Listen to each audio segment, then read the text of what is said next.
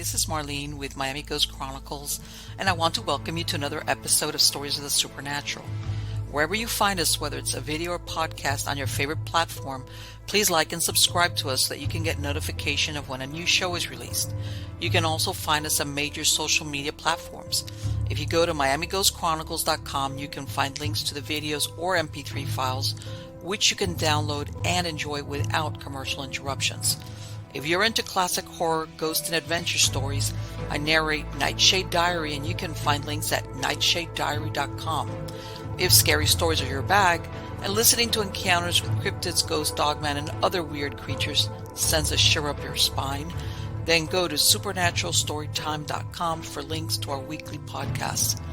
Noteworthy news about the paranormal world, true crime, conspiracy stories, and anything that is just plain weird can be found at eerie.news or visit the Stranger Than Fiction Stories tab at miamighostchronicles.com. Please subscribe to my newsletter on Substack. Just go to mppellicer.com for a link. I want to thank you for being part of my audience, and I think you are all wonderful. Hi, everybody. How's everybody doing? Good? I'm doing good. Everything is good. Everybody's asked me. I've gotten a few emails that yes, I've kept on with my gardening. I got some planters, some raised planters, real tall raised planters, and I've got some onion, easy stuff. How's that? Onions, garlic, stuff like. But so far so good. Yeah, we're gonna see, and then I'm gonna go for some more difficult stuff as far as the melons. But then, and this is the thing, is like once you make it, like, are you gonna eat it? And we're gonna eat. As a matter of fact, we're even considering doing that freeze dry stuff, and something like that. Or I'm even possibly going down the obviously if we make of not canning it. What was it that you put in the mason jars and preserve it? Let's see. But it's like one thing at a time. Oh, and then everybody, this is a new venture. I'm going to get into racing pigeons. Okay, a friend of a friend, and I mean, people around me have done it, and I had always looked at it and said, oh, but as you know, these are pigeons that are trained to go to a certain spot, and then when there's a race, you release all. They say if it's, let's say, a 300-mile race. Which, by the way, they've trained them for months. You go to whatever location is 300, let's say 300 miles away, if that's what the race is, and you release them. And then, of course, they have these little tags on their legs that work with, basically, at the dovecote, when you go in there, it basically times them. And some of these races, depending, they're all over the country, really all over the world. Some of them have multi-million-dollar purses. And then, of course, some depend up to the 5th place or the 10th place. So I already got my first pigeon with a big, long pedigree. I should have brought it. I didn't bring it. Okay. Did I bring it? It's back here somewhere. Oh, my Marlene. Hold on. I got to show this to you guys. Because I know everybody's been looking at me about my chicken stuff. But let me tell you, give me a second. I just unplugged myself. Here we go. Here. I need you guys to look at this. Because I know a lot of you people have been around. This is my boy. This is a bad. Okay, this is my boy. And this is his pedigree. Shoot. Oh, boy. That's his pedigree. This is how the pigeon world is, that you buy these pigeons based on their, and most of them, the really good ones, not all of them, but most of them come from the Netherlands. All right. So this week I'm working on the female, but it's up for auction. This is like, there's people that do horse racing.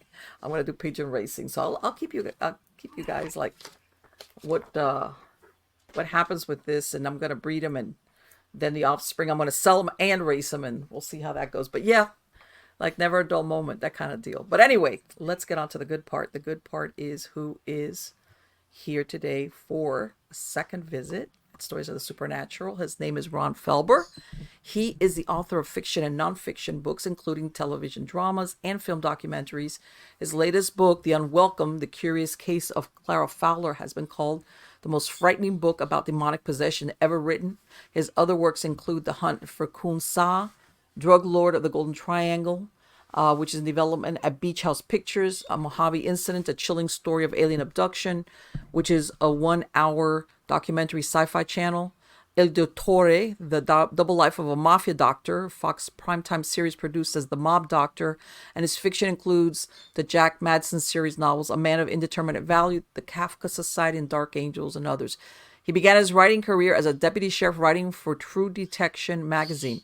He went on to pen novels for the iconic Nick Carter series, including The Blue Eyes Affair, Death Mission Havana, and Blood Ultimatum. He's a graduate of Georgetown University, currently teaching at Drew University's Casperson School of Graduate Studies. And help me welcome him. How are you doing today, Ron? I'm doing great, Marlene. Good to see you. Likewise. I want to see if I can get it on here. Let me ask you, do you have a link for your trailer for the new book on your website, Ron? It's very easy. Just go to YouTube, put in Ron Felber, The Unwelcomed, and there's 2 great trailers. They're very dramatic, and I'm really pleased with them. Okay. All right. Let me see if I can get it on here because I really liked it. I love that trailer. Okay, here we go. All right, let me see. Wait, Marlene, hold on. Let me see, because I would really like everybody to see this, because what is it? What is that thing about a picture? All right, let's see. Okay, here we go. You did it. Yay. 1898. Clara Fowler arrives at the office of renowned psychotherapist Dr. Morton Prince, plagued by visions, exalted by apparitions of the Virgin Mary, cursed by a demonic presence obsessed with her demise. A city marshal pursues Clara, hell-bent on pinning the murders of her infant siblings on her father and uncovering their connection to the serial killings of Jack the Ripper and H.H. Holmes. What happens next is more shocking than the grizzled lawman could ever imagine. The Unwelcomed by Ron Felber. Pre-order on Amazon or where books are sold. Wow. Well, thanks for showing that. I appreciate it. No, on the contrary. Let me tell you something. That's you said you're taking pre-orders right now, right? Yes, right. Just on Amazon or Barnes and Noble, you can order it online. Okay. And yeah. The funny thing, that's pretty spooky, right? Yeah. So they're doing the audio book now. And so they've got an actor, John Brewer is his name. He's been in some TV series and whatnot. And so he's doing the voices. And so he gets to the voice of the demonic entity, and I'll tell you, it sends chill down your spine. I was listening to, I said, listen to this to my wife. I said, take a listen to this. She goes, oh my God, I'm not going to sleep for 3 nights. I bet. Yeah, the lady that did it for The Exorcist, I can't remember her name now. She was a pretty well-known actress. Linda Blair. Linda Blair? The woman that did the voice. Yes, the demonic voice. Yeah, it begins with an M, but I don't remember her last name. Yes, and she was a heavy drinker and smoker, so I think that kind of helped. But besides that, she was a well-known. Yeah. And it was like, man, I don't know if you dive. If that, I mean, it's great to be an actress, but I think it's really ironic because she's more well remembered for being the voice of the demon in The Exorcist than anything else. Probably worked for 30 years in the theater, and they say, "Oh, you're the voice from The Exorcist, right?" Yeah, right. It's like one of those things. Of all the things they're going to remember my acting career by is like when I did the voice for that. Exactly. Yeah, so, she's. But she did a good job. It was very effective. I mean, the movie was incredibly effective. And William Friedkin directed it. William Peter Blatty, who was a good friend of mine and gave me the story for The Unwelcomed, was also just a fine dramatic writer. And Billy Friedkin got the most out of every scene. I think it really was because this is based on a true story, right? That's correct. Yeah, that's the thing. And I think also originally when The Exorcist came out, I think this is what really also wigged people out the most. Yeah. Yeah, exactly. That it was based on a true story. It wasn't like, wow, that's really out there, but oh, it's all made up. No. No, as a matter of fact, there were two stories that caught Bill Blatty's eye. One happened in 1949 when he was a student at Georgetown University.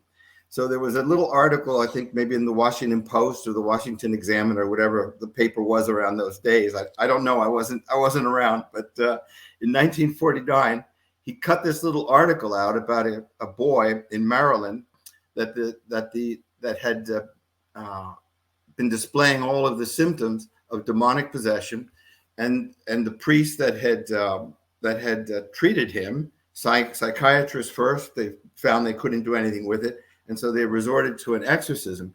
And he thought that was so fascinating that he kept that article in his wallet, this little article in his wallet, for years. And then in around 1970 or so, 1970 from 1949, there you go. He had been writing comedies like Inspector Clouseau. He invented Inspector Clouseau. Wow, what a change. Yeah, really, what a change. So he's doing things like Jane Mansfield, Promises, and Danny Kaye, kind of these funny goofy movies. Yes. And it dried up. People's sense of humor changed. Right. And there was no market for the kind of humor he was writing about. So he said, well, now what do I do? And he pulled this article out and said, let me try my hand at a psychological thriller, a horror story, whatever you want to call it. And that's how The Exorcist came to be. That's incredible. Yeah, 11 years. What was it? 10 or 11 years after the article was written, right? That's right. Yeah, 10 or 11, actually. So you're talking, yeah, exactly. More than that even. So 20, like and you know 20. what? People don't realize that the real boy that it was based on, Yes. he died in 2021. Mm-hmm.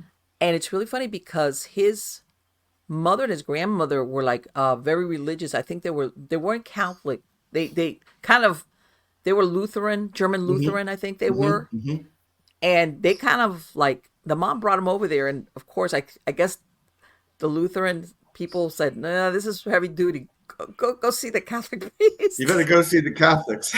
Oh man, hold it. Right church, wrong pew.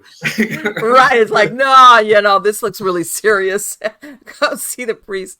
And that's how she ended up over there. That's right. But actually, there was one of the doctors that gave me a nice review. A psychiatrist read the manuscript for the Unwelcomed. It gave me a nice, write up for it, review. And so he told me that he had an encounter with something like that. Really? And he would never deal with it again. He said, well, what was he, like a medical doctor, or what? He's a psychiatrist. Oh, a psychiatrist. All right. Yes. Oh, yes, they do run across stuff like that, don't they? He said literally, he had a woman that was so all the classic symptoms of demonic possession. He tried to treat her, but the level of violence and malevolence and fury. Yes. Like he said, basically, there was a time, and this was the last time he saw her, he basically closed the door and locked himself in a room to get away from her because she was clawing at the door. I said, that's it. Oh, man. See, I'm never touching anything like this again. Well, that's, from what I understand, a lot of mental health people, they start off thinking they're just treating somebody with a mental illness. And then along the way, they realize, whoa, because some of the hallmarks of let's say somebody with a mental illness versus a possession is, yes, number one, that they know languages that they don't know. Exactly. So they're not supposed to know. Yep. The strength thing, but that they know intimate things about that person that there's no way they could know. Exactly. A clairvoyance.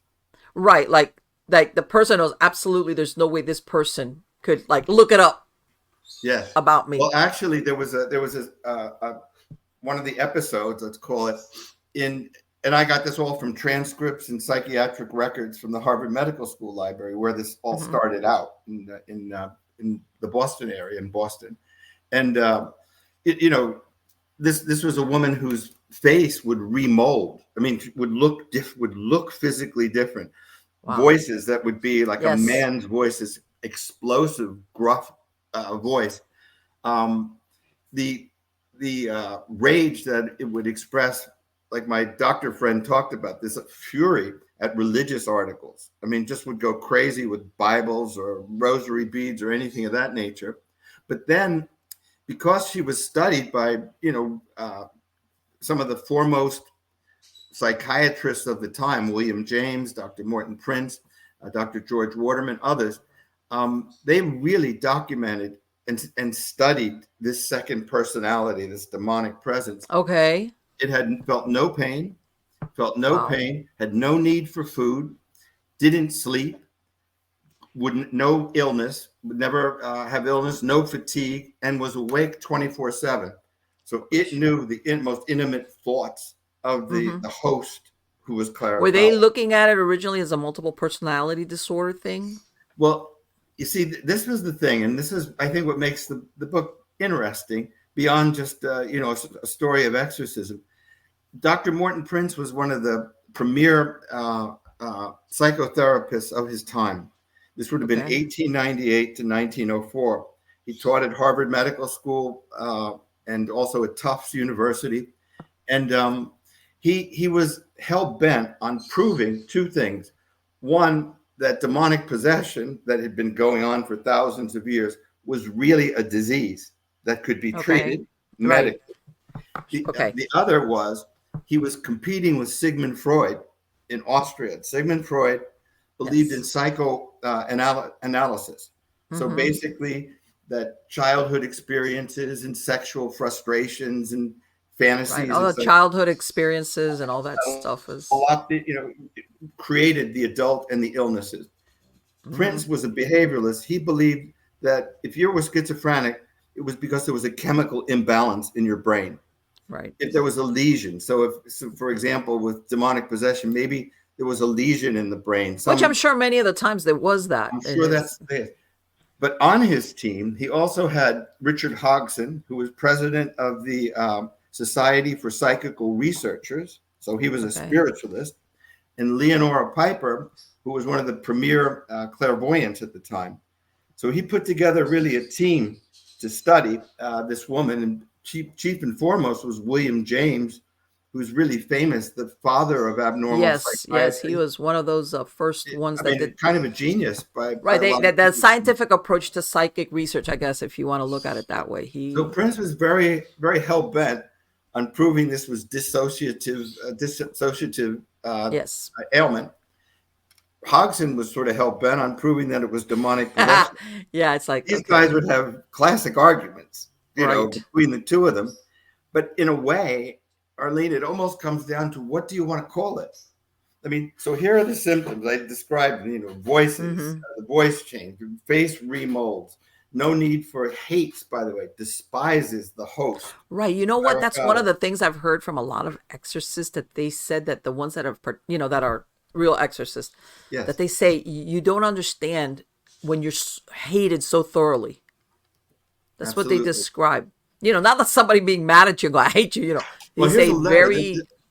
This demonic presence would actually leave letters. So when she woke up, her money would be ripped up, her clothes would be torn up, and there'd be a letter something like this. This is a real letter. Okay. Hypocrite, whore, how I hate you. The pains of hell shall come down upon thee. You shall find no help, no comfort in heaven or earth from my wrath.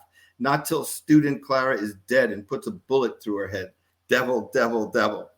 Imagine waking up to that in the morning. What did they ever figure out why or how she became possessed? Like, what was the entry point? Yeah, actually, I don't want to give away too much of the story. Right. No, I understand. But it's like, I will. There are really 3 murders involved. Oh, 3 murders involved. Yes. Okay. And one of them, it was an ex-husband of Clara Fowler's. She was married for a very short period of time when she was like 15. Wow. She came from an abusive household, and this particular guy really sort of saved her from her environment. Okay. Right. So that was sort of a marriage that lasted, I think, 6 weeks or something, maybe a marriage. When you said short, you really meant short. Wow. So, and then her 2 siblings died under suspicious circumstances. Bessie and Charles, both of them only 4 days old. Wow. And the the original doctor who was sort of involved in all of this, said they were convulsions and congenital this or that. But in fact, the coroner said they were strangled to death. That's pretty obvious. That's murder. So it comes down to a detective, or a city marshal is what he was, Rufus Hilliard. They called him Rufus Basset Hilliard because, like a basset hound, he wouldn't give up. Okay. But he investigated the Lizzie Borden murders in Fall River, the Juan Coriaro murders in Fall River, and he was convinced that the father had murdered Clara Fowler's two siblings. And so he went to Boston and wanted her to testify against her father. Did he ever explain why he would have spared one daughter and killed the other children, or what? He never... Actually, he committed suicide. The father? Ultimately, yeah. Ooh. In an insane asylum. Okay. Yeah. Oh, yeah. Wow. Talk about a troubled background. Yeah, she came from a troubled background. It's more than dark. It's sort of a detective story. It's sort of a psychological thriller. And more than anything, I guess it's a horror story because it's just chilling. Yeah. Well, and see, this is the thing. One time, I don't know if you were familiar with Dr. Richard Gallagher, that he's a psychiatrist for the Catholic Church. And he wrote a book, I want to say maybe like 2018, 2019. And one of the stories that stuck out was he talks about this is before he became a believer. How's that? Yes. And he was strictly like, all he was being hired for was, let's rule out mental illness. And he says that one time he supposedly they're going to do an exorcism on a woman that had been into Satanism, a high priestess. She had really been deep. And he says that he had two cats, and says two cats had always got along. And then one night they both like tearing at each other, so much so that he had to separate them and put them in separate rooms. And he's like, what is this about? Yeah. Okay, fast forward next night, knock on the door. Here's the priest with this lady, the would-be that he's supposed to determine. And she turns around and tells him, so what did you think about the cats last night? And he was like, and like, in other words, this guy was like, what? Like, there's no way this woman's going to know about the cats. Of course. Something that's never happened. Yes. And he describes how later on, he determined there was nothing really, there was no mental illness, with her. And they were working, because sometimes people don't understand that the exorcism is sometimes not the one-shot deal. Sometimes it's more. It's over time. Sometimes again, this particular case was 6 years. They tried to treat her right, with drugs, and they tried to treat her with lifestyle changes and sedatives and things. And then finally they resorted to an exorcism because she was dying. She was at death's door, and they said, what do we do now? And Hodgson prevailed and said, we're going to do an exorcism. That all these signs you can turn. So all this time they have been digging in their heels and saying, no, this is medical. Exactly. Yeah, exactly. Wow. But talk about clairvoyance. There's another scene that was pretty cool. So Prince was a very wealthy guy. His father was mayor of Boston prior to this story. And a Boston Brahmin, all Harvard, all the best in terms of Back Bay Boston and Beacon Hill. He lived on Beacon Street, and he had a horse called Garland, and this was his pride and joy. And every day he would ride the part of his exercise regimen. He'd get up at a certain time, he'd read newspapers, he'd exercise, and at the end of the day he'd ride his horse, and Garland. And so they have a physical encounter. Clara, while she's possessed, and it takes like 3 people to restrain her. And finally he takes ether and puts ether over her mouth and nose, and she passes out. Okay. But just before she passes out, she says, I hate you, I'm going to kill you, etc. You will lose the thing that's most important, that you love most, you will lose. The next day, his horse Garland got run over by a car and was killed. Oh my God! Wow, that kind of thing. Yeah, see, that's along the cat thing with this Dr. Gallagher. That there's no way that this person could, and this foresee, that something like that's going to happen. Or how about cause? Yes, exactly. You know what? That reminds me. You know when the Omen came out, that all these horrible things were happening to the people in the Yes, Omen. You yes, remember you couldn't outrun it. Your head got cut off and yeah, stuff like that. You know that in the Exorcist, I found out later. You remember that there's at the beginning of the movie when they're Reagan, the little girl, they take her to the doctor, the yes, hospital, and yes. there's a shot where she's getting like I guess the equivalent of an MRI or a CAT scan. Hmm. The guy that's playing the nurse there, he turned out to be a serial killer in New York. Get out of here. No, I didn't God, know that. yeah. Jeez, is that crazy or what? Yeah, exactly. It turned out he was going around and he killed because he lived there in New York, I want to say in the Village, and Yeah, he was gay and he was killing all these different gay men, and they were like scratching their head. They couldn't figure it out. They were I never finding heard these that. bodies dumped I in the never heard that river. story. Yeah. And they finally figured it out. But by then he wasn't working at that hospital anymore, because I guess they tried to use people like that in reality. Like, let's use the real people, not an. I never In other heard words, that it wasn't story an before. actor. That's a chiller. Yeah, I know. It was like when I read it, I was like, okay, Yeah. so a little bit of that rubbed off on you, kind of deal. Yeah, yeah. Well, the other thing that's interesting with all these, and I'm sure you're well aware of it, is the prospect of infection. And so Prince, during the course of this, starts to wonder himself because he's having problems sleeping, he's having nightmares, and he says, Okay. am I curing this woman of this so-called demon, or is this demon driving me crazy, possessing me now?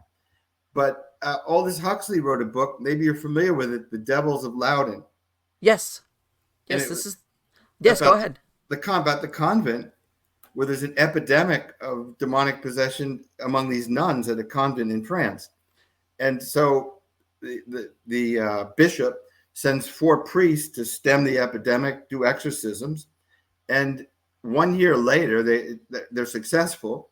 But Okay. within 1 year, 3 of the 4 died, and the 4th one spent the rest of his life in a lunatic asylum. All of them became possessed. Really. Yeah, so that's a real possibility I that did right. That. Well, this was converted into, the Devil Made Me Do It case. The yes. one that originally it was a Warren case, but they Mhm. they made it into a movie. That they've tried to. Originally when the little boy that was being, they was trying to be possessed, the mom and the family went to the local parish priest, Okay. who turned out that he wasn't an official exorcist, but he was there. But apparently at one point he had done exorcism. He had done an exorcism like 10 years before, and he was so psychologically disturbed by it that he told him, look, I can't help you. He was the one that pointed the family to get in touch with the Warrens. I see. Because, the Warrens, they were always very close to the Catholic Church as far as Mhm. connections and stuff. Yes. But that priest had done some type of exorcism 10 years before, and he told him, I can't do that. I cannot get involved in this. Well, like I told you, the psychiatrist who's actually turned into a friend of mine over the last couple of years, Uh-huh. he wanted nothing to do with it.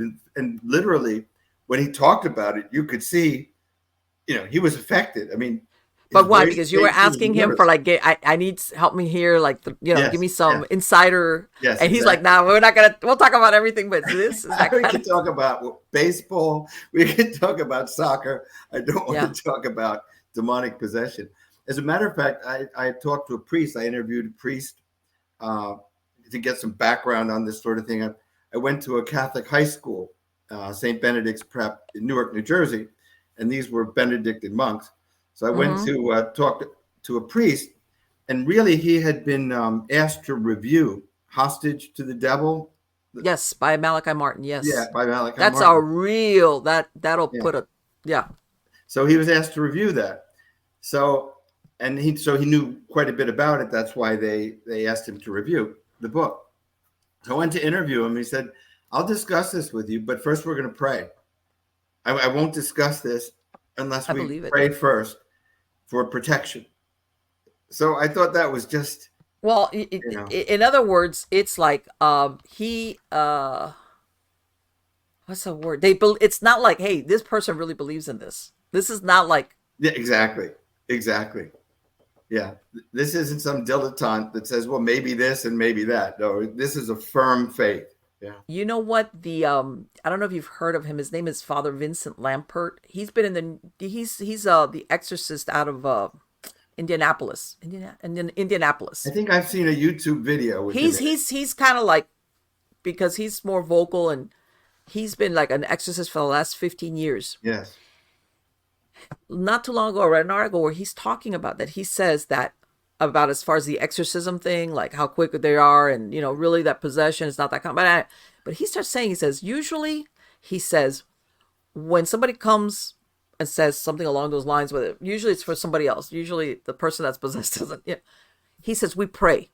He says, and if we pray and things kind of calm down a little bit, then I'm thinking, okay, this might be a soul in purgatory, something. People come to him like, hey, there's something haunted going on in my house. Yeah. We don't have to go he says, but if we pray and things spike up, he goes, that's my first sign that there's a demonic presence. Isn't it? Because of the rage and fury that we Yes, talked he about. says, if we pray and things calm down, then I'm thinking, okay, there's soul in purgatory or the ghost or whatever. He says, but if it goes the other way, he goes, that's my first sign that what's there is non-human. It's demonic, because they're enraged. Exactly what you said. Well, at the end, if you believe in God and if you believe in angels, etc., you're talking about the spirit world ultimately. Sure, of course. You can call them interdimensional beings if you want, because they are interdimensional beings. That's the way you want to look at it. Or you can look at it like they're demons and angels. But one way or the other, whatever you call it, whatever you call them, they exist, and that's the point. Whether you want to look at it through this lens or that lens. Be my guest, but at the end of the day, it's there, right? And everybody, I think how's this? I think what wigs people out is like when that story that I said about Dr. Gallagher, when they bring this lady who was into Satanism, and she's apparently she was possessed from, and it's like, okay, I'm not surprised. she was into satanic stuff. I think what wigs people out is when you see people that have not done anything, and they get either oppressed or obsessed or ultimately possessed. Like, hey, this can happen to anybody. It's not that I've gone into, black masses. That's right. And now all of a sudden I've got a problem with demons. Yes. It's the everyday person that worries about it. As a matter of fact, really, Clara Fowler was almost saint-like. I mean, she was a student at Radcliffe, but she wanted to be a nun. She wanted to go into a convent after she'd gone through college. And she was very religious, went to church, regularly, maybe daily. Right. And that makes you think like, hey, what happened to the protection? She had visitations from the Virgin Mary, visitations from Jesus Christ, so she really thought she had a calling from God. Okay. So it's interesting, again, that from a demonic point of view, what better prize would there be than somebody like that? Right. But, part of it, I don't know if you remember, I can't remember, this was a cover of a book. This is really, really old, Ron, but I know you're going to. Do you remember there was a picture of this guy? This was around the time of the peace movement, Beatnik. Okay. And there's this real skinny guy with glasses, and he's holding a flower. Yeah, I kind of remember that. Like hippie-ish. And then there's these bunch of angels warring with all the demons to protect him. Because he's standing there like a flower child, like, hey, peace, it's all good, that kind of deal. Yeah. So everybody always thinks that, what, if you're this good person, you're going to have these angels that are going to protect you and do battle for you. And I think that when that doesn't happen, that's where people think like, wait a minute, I'm a good person. Why should this happen to me? I do think, and I believe this firmly, I believe that there are forces of good and evil. And I believe that human beings, a lot like the Greeks with the gods on Mount Olympus and whatnot. Yes. At the end, human beings are sort of in the middle. Yes. And they're drawn this way or they're drawn that way. Now, most of us, none of us are perfect. And so we yield to some temptation, whatever it might be, whatever it might be. Sure. But then there are others. On the one side, you have a Mother Teresa or somebody that really dedicates their life to a religious purpose. Or just for the good of humanity, all fine. That's one side of it. But then on the other side, there's another extreme, and that's where people commit their lives to evil. Yes. Just like there's a Mother Teresa, there's a Jack the Ripper. Yes. And in my view, and I transported federal prisoners for a number of years, and so I met hitmen, people that killed 80 people, people that tortured people to death with a blowtorch. These insidious human beings.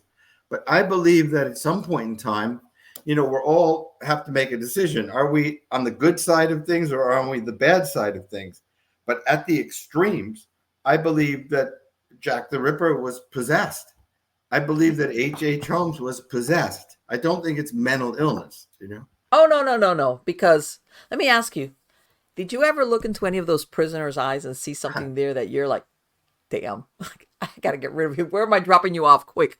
I'll tell you a quick little story. So there was a guy, I wrote articles for True Detective magazine about some of the criminals I met. And there was a hitman named Jesse James Martin. Okay. So I was going to write an article, Jesse James Martin, a modern day outlaw. That was the idea, Right. But anyway, he was this hitman. So I went into the cell with him. It was just me and him. And I figured, well, I'll do an interview. We seemed to have a rapport. He seemed to like the idea of this article. And so I said, so Jesse, how much did you get paid for killing somebody? He said, first of all, I like it. So I do it, I do it because I like it. But it's not like in the movies where you get $100,000 or this or that. He said, I've killed people for $5,000. I've killed people for $500. So I said, so Jesse, you would kill me for $500? He said, I would kill you for $100. Oh boy, it's like, I think that's my cue to leave now. Thanks, Jesse. Thanks. Like, that's all I need. I did. I was like the doctor with the possessed woman, That's yeah, okay. It's like, yeah, I'm all right. I'll see you another time. It's getting late. I gotta go. Yeah, there's people. This is the thing, and that's what you point out, because sometimes people commit murder, revenge, hate, love. I understand it. Yeah. There's an emotional, like, I understand whatever. But when you kill somebody you don't know, they have nothing to you. Yes, they're strangers. Yeah. To go and kill them for money, or even just because, or like what serial killers do because you have a problem. I don't want to say mental, but because that's an easy out. But they enjoy it. How's that? Yeah. No, I really believe that when you get to people like that just enjoy hurting people, enjoy killing things, I think that's demonic possession. Sure. They're not foaming at the mouth. No. Their head isn't turning around. But at the end of the day, I believe that is demonic possession. Just like, say in the Catholic Church, a Mother Teresa is sainted. So now she's a saint because there's a sort of a number of barriers that have to be passed. Yeah, like they have to they have certain things. If you have certain miracles, it's exactly. So that's sainthood. Well, what's the opposite of being a saint? There is that's being a demon. Yeah, of course. Devoting your life to Satan. And so to me, like I said, it's not as dramatic as maybe Clara Fowler or the boy from The Exorcist. It may not be as dramatic, but it's certainly as lethal, and it's certainly as deadly, and it's certainly as malevolent. Well, this is the thing. Usually you see like possessions like what you're describing, as in the person basically is possessed against their will, right? Mm-hmm. They display, like what you say, their language, everything. But then there's the perfect possession, which is the person, like you said, you don't have to possess me. What do you want? You want me to what? Go and kill? Just have my back. It's what they call perfect possession. You don't have to take me over. I'll do it. Exactly. And I think that's a surrendering, and it's a surrendering to a temptation. And, not to get too religious, but at the end, the devil in the Bible, New Testament, tempted Jesus Christ. I'll give you power. I'll give you riches. Right. Of course he refused. But I think that's a perfect example, really, of how a demonic presence can operate. No, absolutely, absolutely. You start with this, and then you move to that, and it's like people that boil to death. You can be in a bathtub and the water is raised 2 degrees incrementally, and before you know it, you're in boiling water and you don't feel it because you've been acclimated. Right, exactly. I think that's the way evil operates. Right. And basically there's no seduction. How's that? Yes. There's no Yeah. seduction into the evil. There's just like all of a sudden, but there's people that are seduced, and then there's people that, because you hear about some of these, not all, but some of these serial killers, they start out as children. Yes. They do things as children, and sometimes I know they've discovered in some cases that there's family problems. There's really either it's horrific child abuse, but not all the time. Yeah. Not all the time. Sometimes No, some families get kids I that, think Ted Bundy is a good example of that. Yes. Model citizen. By except for one thing, he's a serial killer, right? Right, and his mom, because he was, even though his mom Kate didn't refuse to give him up for adoption, and she remarried, but from what I understand, his family life was very normal. He had other siblings from his stepdad and stuff, but they say that even afterwards, his mom was like refusing to believe that he had done that. In other words, and that he even had girlfriends where he pretended to be normal. How's that? While he was killing women. Yeah, that you kind see, of deal. That's where you start to get into something beyond just a mental condition, in my view. Right. Yeah, they go through all the elaborate, let me appear normal, because that way it'll throw off any suspicion from, the weird guy, that's probably, no. Yes. This is, I'll have a girlfriend, I'll appear very put together. Plus, that also helps me to And by the way, handsome guy. Oh, yeah, Most future people victims. thought he was like a law student or something, Oh, no. There's absolutely, there's some serial killers that you look at them and you're like, obviously they go for soft targets like prostitutes or stuff like that. Yeah. Because you could tell by looking at them, it's like, I'm not going to get near you. But then you have the Bundys of the world. Yeah, where look like choir boys, right? Oh, yeah, it's like, I think I want to marry him and have his child, that kind of deal. Yeah. And no, he was it's really a very fascinating topic, but I think that goes beyond just even the idea of demonic possession, because at the end, and in my book, I make this point, and this is what Hodgson says to Dr. Prince. So this is the other spiritualist to Prince, who's a materialist. He says, "Don't you understand? We stand at the threshold of solving a great mystery. If, in fact, Clara Fowler is possessed by a demon, now we've proven that there are demons. If there are demons, there must be angels. And if there are angels, there must be a God. And if there's a God, there is transcendence into a spiritual world when we die." And that was really the answer he wanted. Ultimately. Yeah, absolutely. Solving the great mystery. Yeah, is there what are we beyond? Is there life once our physical body dies? Is there a God? Is there life after death? And so the book really deals with the idea of a spiritual world and these sort of debates that go on between the members of this team, all fascinating characters, focused on this particular woman. Focused ultimately, there's a detective involved, as I mentioned, because of the murders that had happened.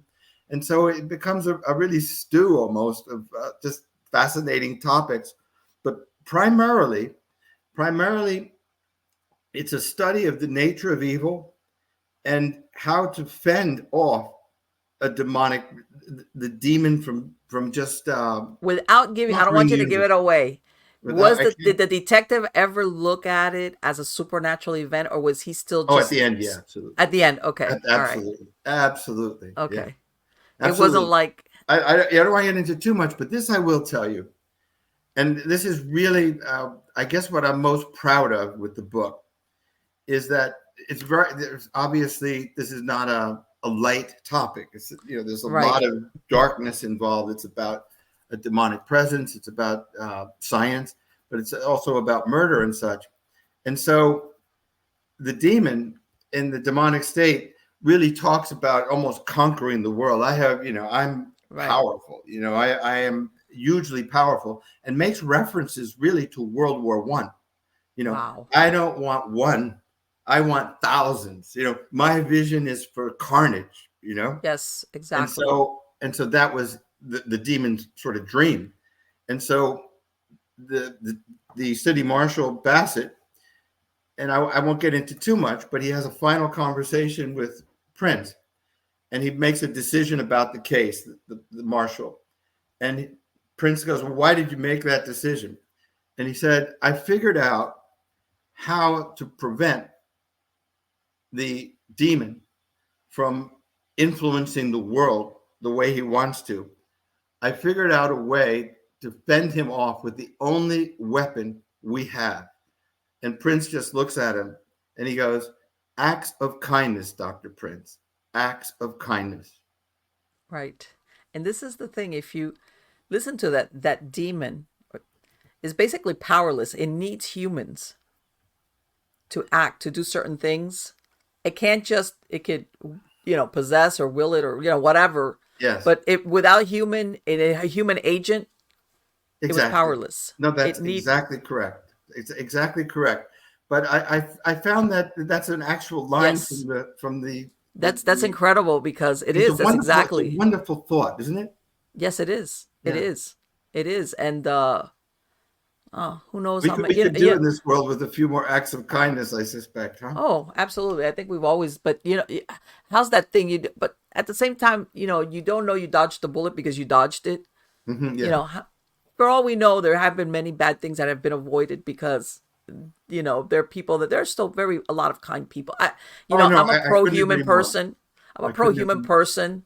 So I always think that overall, most people, apart from petty stuff, nobody's perfect, but overall, most people are kind and giving and, sometimes you see it on the news in certain instances where people help a stranger or do things with no thought of recompense. Well, I mean, if Darwin was right and everybody's existence depends on a struggle for survival and a competition for survival, right?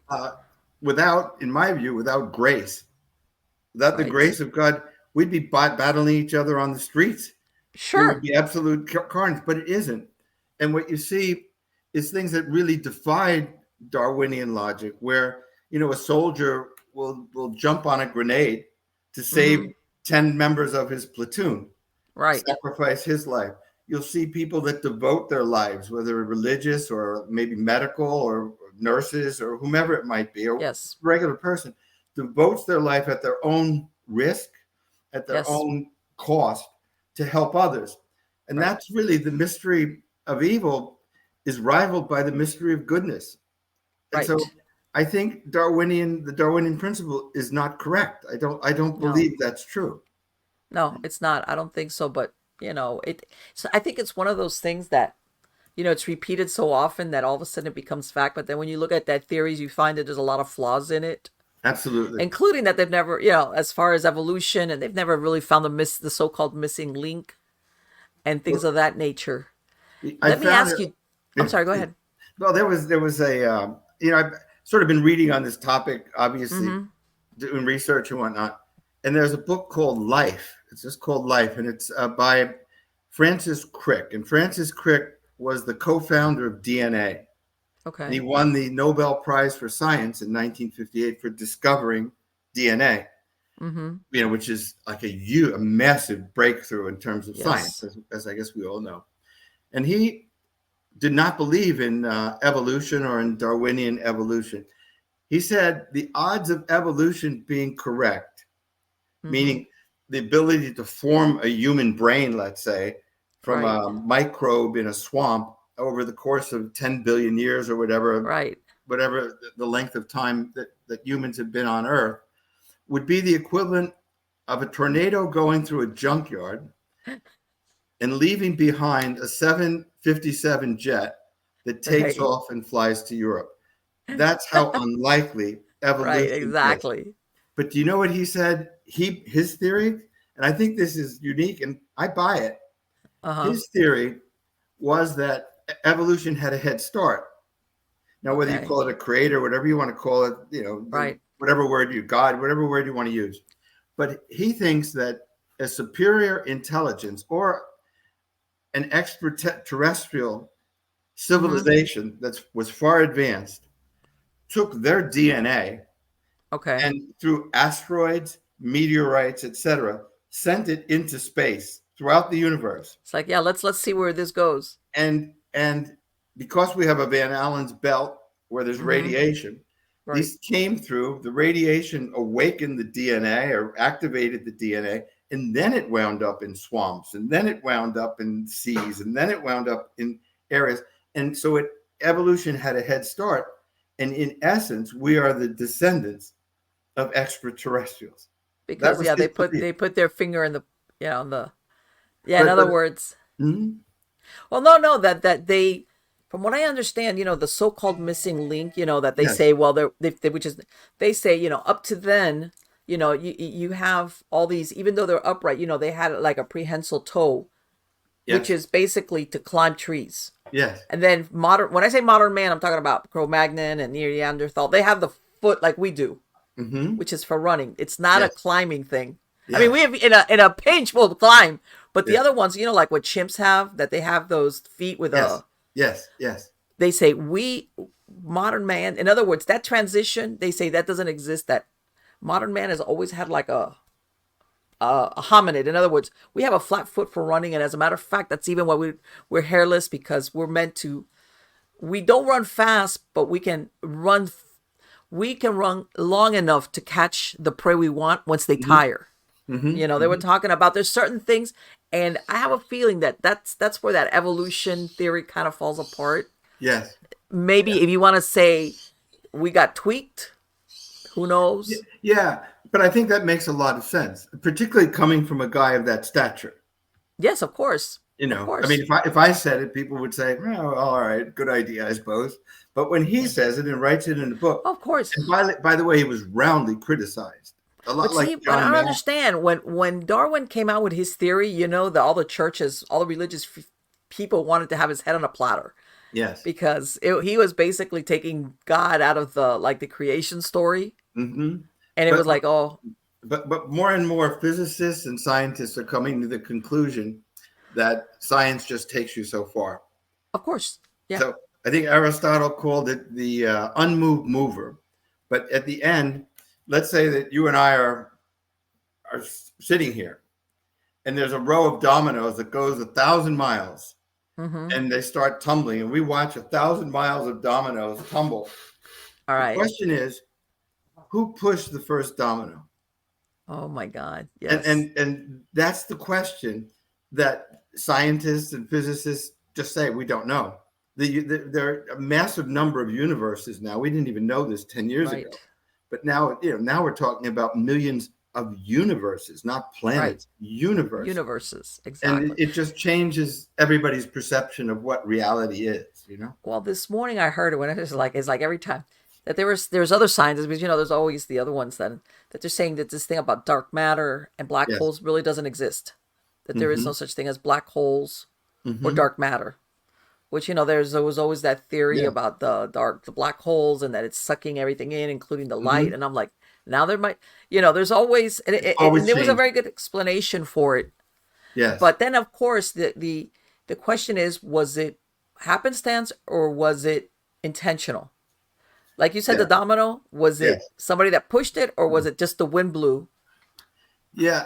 And set it in motion? Where did the wind come from? Where did the dominoes come from? Well, but some things happen unintentionally, and then others, it's like, But the other thing is too, everybody believed until I guess really maybe Einstein, and these were sort of these esoteric theories that you and I would never really know about, but it sort of drifted into the popular consciousness as quantum mechanics.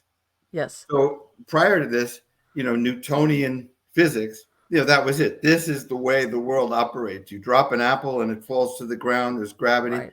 But since the understanding of quantum mechanics, none of that holds. And you can throw all that out the window. And that's just in the last, couple of decades that really people are just tossing out something people believed in for, hundreds of years. And now people basically say we know very little about what's real. Now that we're getting into that physicist mode, that now on April the 8th with the solar eclipse, they're going to turn on that CERN collider on again.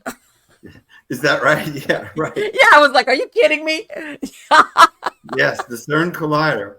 Yeah. It's been off since 2022.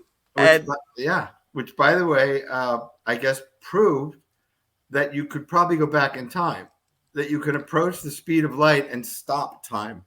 Yeah. Let me tell you, that's a scary thing. And I always go, sometimes I'm all for science and advancement, but some things, just because you can doesn't mean you should, as far as scientific achievements. You know? Yeah.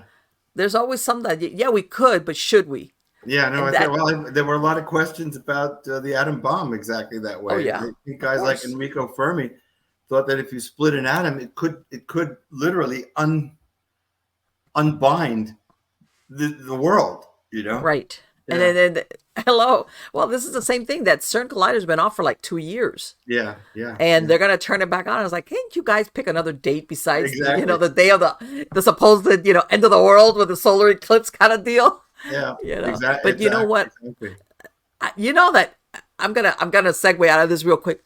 I'm surprised to see that they're closing down schools. They're not sending kids to school. And it's like, what? Did I miss something? Hello? Yeah. It's crazy, It's just an eclipse.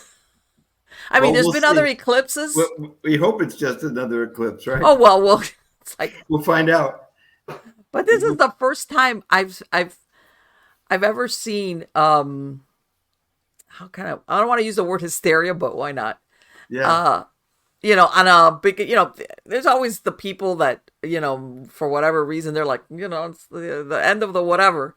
But when you see school systems and people in office making decisions, it's like, what? Yeah, what's going on here? Do you guys know something we don't? but on the other side of things, what sort of blows my mind is you get a guy like Grush talking about UFOs and talking about alien beings that we have in possession, and this is a very high level intelligence agent, officer. Exactly. And also for Felber, the Top Gun commander that was on 60 Minutes along with his co-pilot. They have videotapes of these. If you had the Pentagon and people of that stature talking like this 30 years ago, oh my God, yes, people would have gone ape. No, Today, we've been acclimated pretty much. They don't bat an eyelash. They don't. No, they're like, okay. But see, the other side of that is, I personally think that whether you believe in it or you're like, yeah, sure, unless they forget don't give me any more testimony. Trot out either the alien or the spaceship. No more testimony. No more. I was taking. Nah, I think everybody. The only thing people believe is let's show me the proof. I think so, but they do have some pretty compelling videos. No, I know, but I think people now are so so jaded, that they think any video or photograph can be doctored. Yeah, I think that's true, and maybe the Pentagon. I mean, it wouldn't be the first time the government's tricked people. Of course not. Really? Yeah. How could you say that, Ron? Yeah. The government trick us? No. Exactly right. No, but something like that. I think that most people, even though, whether you believe in them 100% or you're like in the middle or you're like, forget it, you're crazy. I think right about now, the only way to convince the majority of people would be to actually show, like, hold on, let me introduce you to the alien guy, or we've got him in one of these pods that he's like dead, but he's like, let's see, that could happen. One of the interesting things we're talking about ghosts and things like that, and is that Grush didn't talk about extraterrestrials. He talked about interdimensional beings, interdimensional non-human entities, which I guess ghosts are interdimensional non-human entities, right?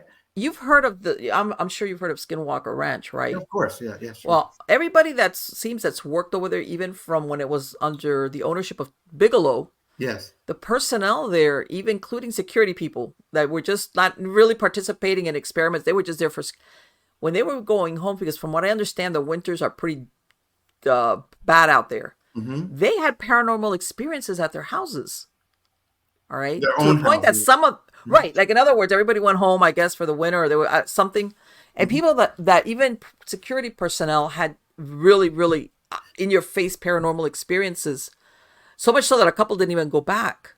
So these are attachments, right? Isn't that what they call it? Well, see, that's what the Colm Keller, which I believe was one of the scientists there, he wrote, what was it? With George Knapp, he wrote, oh my God, the one about the Skinwalker, and the other one, Skinwalker at the Pentagon. He wrote 2 books, but they call it the Hitchhiker Effect. Yes, I've heard of it. Yeah. Where it wasn't like, as a matter of fact, it wasn't like they were seeing lights in the sky. They were having really, some of the paranormal experiences were pretty bad. Like creatures looking at them through the window, big poltergeist-like effects that you're like, okay, wait a minute. I thought this was about UFOs. Yes. But they're having extreme paranormal events at their house. Yes. Not on the strange. land. Yeah, no, that's absolutely strange. But again, when you use the phrase interdimensional beings, angels, extraterrestrials, demons. Right. That as all of a sudden you realize, no, these are not 2 separate things. Yeah, I don't think they're 2 separate things.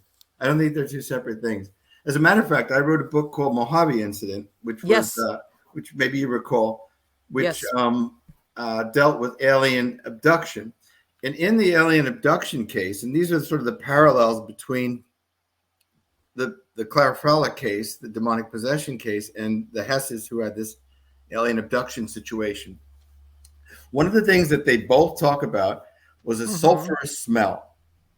So when the aliens trapped really in a camper, the Hesses, they talked about this tremendous phosphorus, heavy odor. When Clara Fowler talked about the demonic presence, in her dreams and in her room, she talked about it's coming with this sulfurous odor. Look at that. There's your book right there. She talks about demons that surrounded her bed, etc., and describes them. Well, the Hesses talked about these gremlin-like creatures with red eyes that were described very similarly. Last but not least, and I think this is really strange and important, Clara Fowler talked about visitations from the Blessed Virgin, the Virgin Mary, who would say to her, don't worry, you're going to survive this. The Hesses, at the height of their terror, when they thought they were in hell or were going to have heart attacks and die, their chest just thumping with terror, an angelic presence comes from the sky, clearly feminine, clearly angelic, wings exactly the way you expect an angel to look. They called it their comforter, saying, don't worry, you will survive this. Your children will be all right. They will be unharmed. Just have faith. And so there are these parallels between demonic possession and alien abduction. And I don't know what it means. I haven't figured out what it means. Like are we confusing them? Or are they there was an article written, and I can't remember the exact where. You remember the visitation at Fatima in Portugal? Of course I do. Yeah, sure. Where they were saying, was this really? And I know those people are going to be going, Marlene, you're saying that was the Virgin Mary. I'm not saying that. I'm just saying that there was an article written where they kind of said that the description, especially the initial visitation, was comparable to a sighting, like a not paranormal, but UFO kind of visitation thing. Because remember, this also, you have to think in context of when it was seen as far as what year. We now, in modern times, can describe lights in the sky or a spaceship or whatever. Very, very, very true. Different from 100 years ago, where people could very easily mistake it for a religious apparition. It's the lens that you look through. Yes. But it's so interesting you say that. I'm going to be going to Fatima. Really? On the 18th of April, I'm leaving for Portugal with my wife, and certainly one of the first places but we will go to Fatima.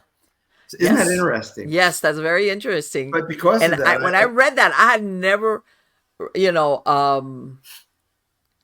can I say that? And you have to, because nowadays you also have to look at whoever writes anything is like, what's their background? Are they really just relating facts? Right. Or is there a slant to it? Is there favoring of certain versions? Well, 30,000 people witnessed the miracle. Right. But they were saying that at the beginning, when the children saw the vision, that the church was like, no, they're like very hesitant. Yes. That in some cases later on, when they realized this is going to persist, and it's that they kind of like, nobody had access to the children, and that they basically kind of doctored a little bit what the message was from the Virgin Mary. They were interrogated by the police. Yeah, no, it's like, Yeah. yes. So, Yeah. but the comparison is a good one, because before the Virgin Mary appeared to these three girls, they described two flashes, like lightning, Okay. two Uh-huh. great flashes of light. Well, what does that sort of sound like?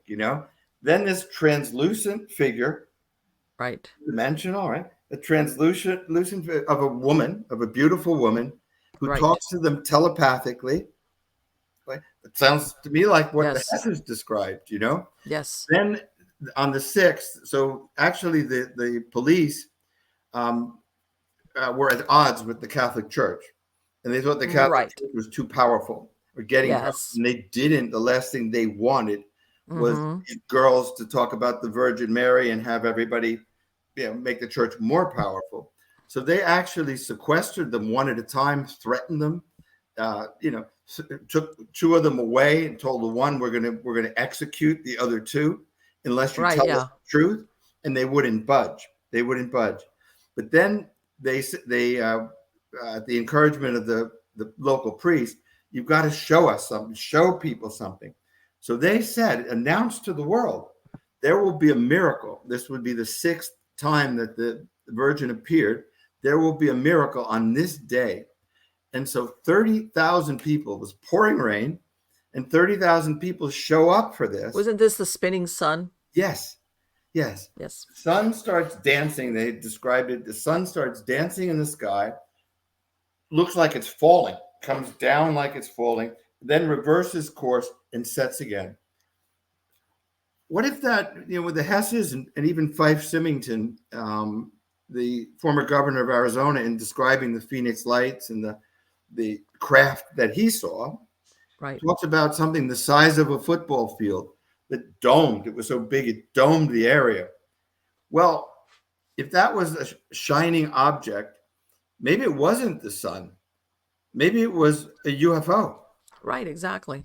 And maybe these are interdimensional beings, and maybe, religion and, again, ghosts and saints and demons, maybe we are designed by a creator in the likeness of this other world. And maybe in this world, there are good people and bad people. There, are saints and devils and great people and not great people. Maybe in the spirit world, the interdimensional world, it's not so unlike that, Exactly. And this is the thing, the 3 children, 2 of them died young, I believe, from tuberculosis. Yes, that's correct. The one, was it Lucia, which is the one that survived like into adulthood? Yes. Um, into a convent. Right, into a convent. But I'm saying part of it is, you look at this, these are all peasant children. They were, as far as them making this stuff up, I don't know. That's a tall. I don't see them making something up like that. They were lying. I particularly don't see them making up when they're threatened. Their oh no, siblings are threatened with execution. They take them away and interview. Little kids, I don't think. No, kids will believe you, especially if the interrogation. police are the ones that are telling them this. They'll believe it. But yeah, there was a very poor. What was shepherds? They were shepherds. They were little shepherd kids. Yeah. And but then again, and this is, I guess this is the part that gets to everybody. It's not whether is it holy? Was it the Virgin Mary, or was it a misunderstood visitation from ET, from an extraterrestrial? I guess the thing is that, I guess there's people, I wouldn't personally want to believe, hey, I'm thinking is a Virgin Mary when it's ET. Mm-hmm. If it's the Virgin Mary or visitation by the mother, that's great. I have no problem with that. Yes. Okay, see who I have behind me? But my problem is to believe that when in reality it's something else. I'd be like, wait a minute, that's not right. Hold it. Yeah. But the things that the Virgin talked about with them were of a religious nature. Yes. They weren't about science or technology or, let me tell you about my world. Right. So, but see, this is the thing. They've kept a lot of those secrets of Fatima. Like, no, the church is like, we're not going to disclose what the secrets of Fatima are. And it's like, why? I think there were 3 secrets, I think. And I think 2 were disclosed, and the third one I don't think has been disclosed. Or no, it was in a very small group of clergymen, probably. You know what? And I'm going to say it. I have deep concerns with the Vatican. Yeah, sure.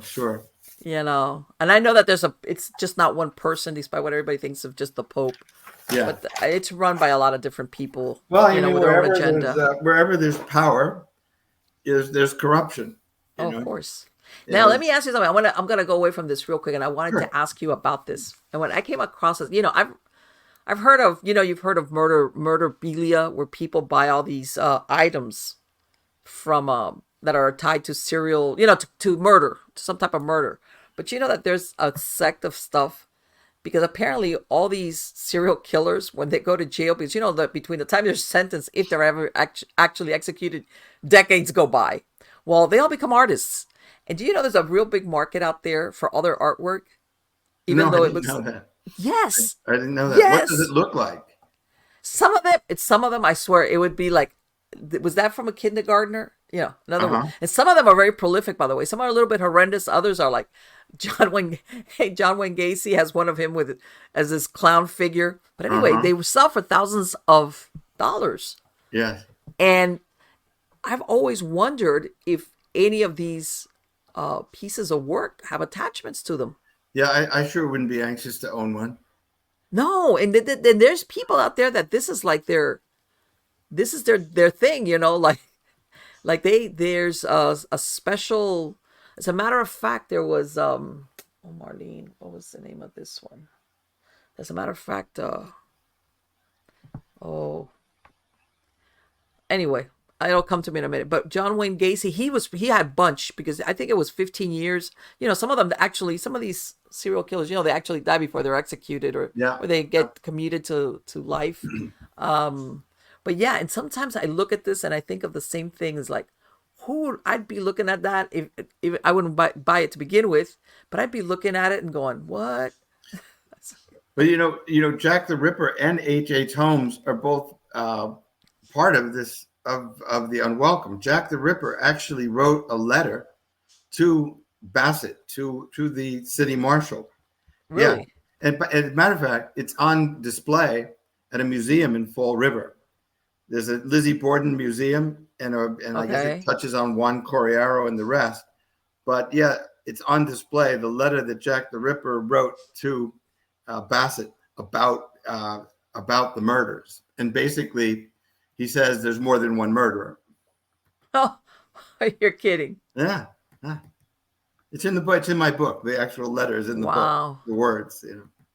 You know how they have those theories about how many serial killers are walking? Because I say, you know what, for all these serial killers or whatever you want to call them, that, you know, how about the ones that either the deathbed confessions, or they're so stupid that they talk to, you know, they're in prison and they'll talk to the cellmate, and then that person turns around, and I go, you know, there's a bunch of them that never say anything to anybody. Oh, I'm sure. And they die of old age.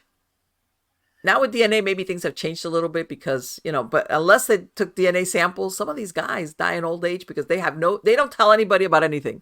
No deathbed confession. If they've ever gone to prison, they never tell anybody about it. You know, it's not like, hey, bro, you know, when I was out there, never did nothing. H.H. Holmes, who was America's first known serial killer, and had a murder castle in Chicago, where in his house, he had operating tables in the basement, trap doors. That guy. And you know what? That he got that built in sections, so nobody really understood what he was doing. Exactly. Yeah. And he used the World's Fair as a way to lure people in, because the World's Fair was in Chicago and there were a lot of visitors. But at the end, he confessed to, 20-some murders, and they tied him to even more than that. He was selling skeletons and body parts to medical schools. He was basically black market. Back in those years, they had what they call the personals, like in the newspapers. Yes. Almost like the dating apps. But exactly. Back then. Yeah. So he would be answering or posting about women, like hooking up with them, and they're like, and of course he was a handsome guy by those standards. Yes. And he would have these women come from across the country. I can't believe it. And all of a sudden they disappear. It's like, really? But again, we talked about possession, but I think there's a classic case.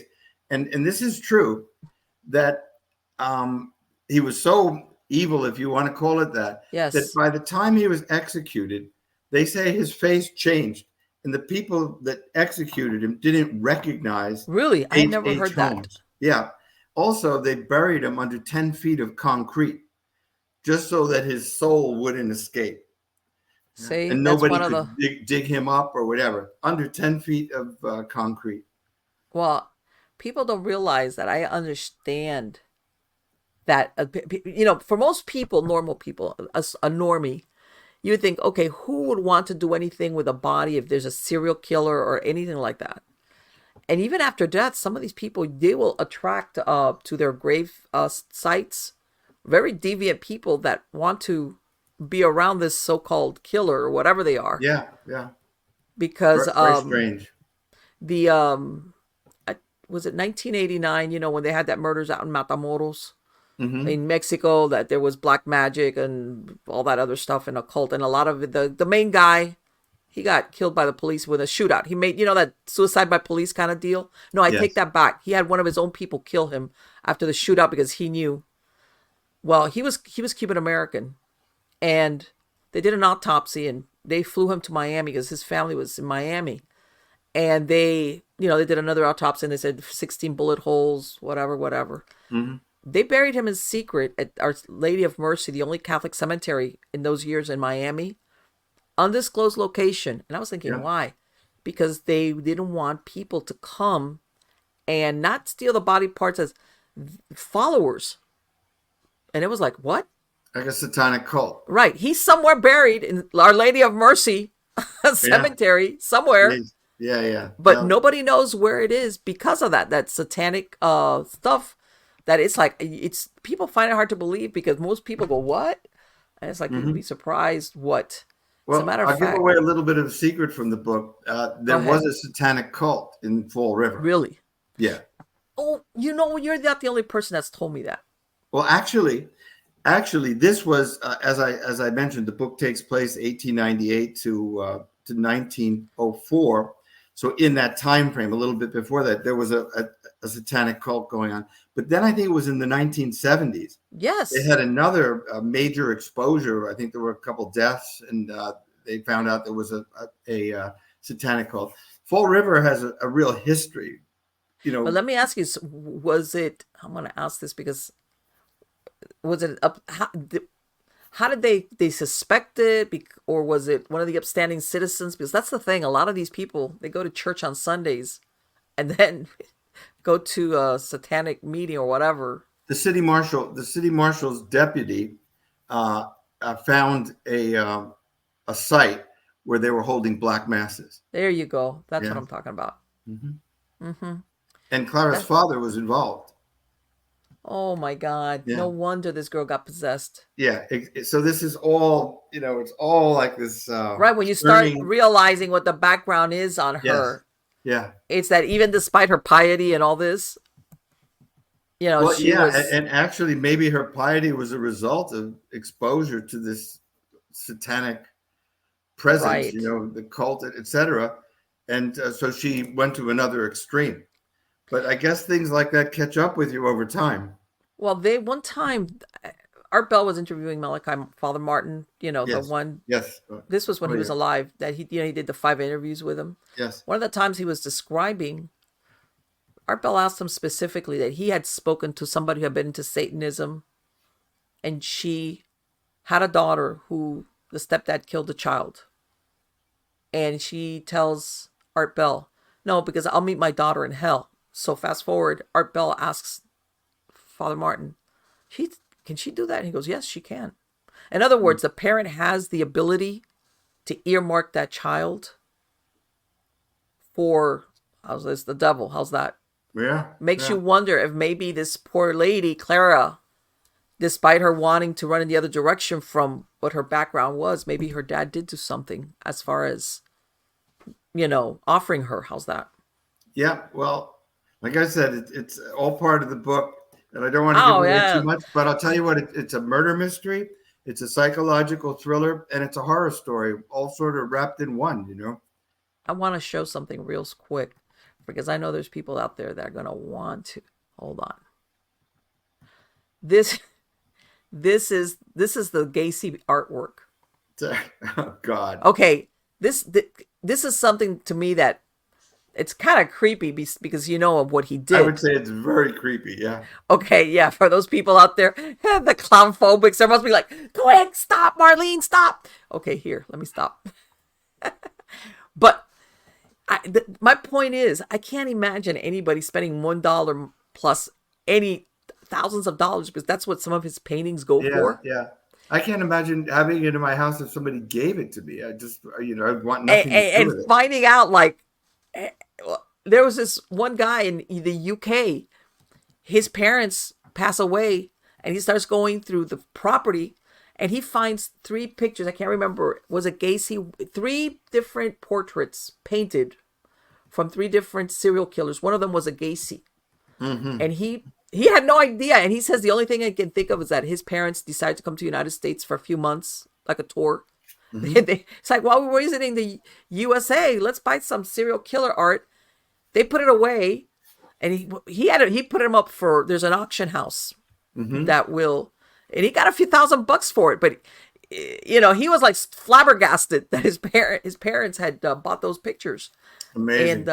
And again, it's like, I'm sorry. Maybe you want to call it superstition, but it makes you wonder that there's something attached to that. Yeah. Back to our story, there's a quote by Norman Mailer that I think captures a little bit of what we're talking about in terms of extraterrestrials or interdimensional beings and this struggle between good and evil. This is Norman Mailer, the famous Pulitzer Prize winning writer, 2 Pulitzer Prizes, a National Book Award. So one of the great writers of the 20th century. He says, the devil might be a presence from another universe. We might be fighting an implacable enemy out there, and the devil might be the agent of the implacable enemy, with God as the tired general fighting that war with his own agents of hope. That sort of ties together the whole interdimensional extraterrestrial thing with demonic action, and I think to summarize that in a couple of sentences like that really captures a lot of what we're talking about. Well, and this is the thing, because I think mostly we've always wanted to put things totally separate, one thing from the other. Yes. Whether it's UFO, extraterrestrials, like that's strictly this. And I want to say that has a flavor of science to it. Yes. Whereas anything having to do with, that's religious, theology, spiritual. Yeah. And never the two shall meet. And now it's like, I think people sometimes wig out a little bit when they realize that maybe those two things are not as separate as they thought. Well, I have a ghost story for you. Yes, of course. So I wrote a book called Il Dottore, The Double Life of a Mafia Doctor. Yes. And I got that story from Bill Bonanno, Bill Salvatore Bill Bonanno, who was the son of Joseph Bonanno, one of the founders of the American Mafia. And Bill Bonanno ran the Bonanno crime family for some time.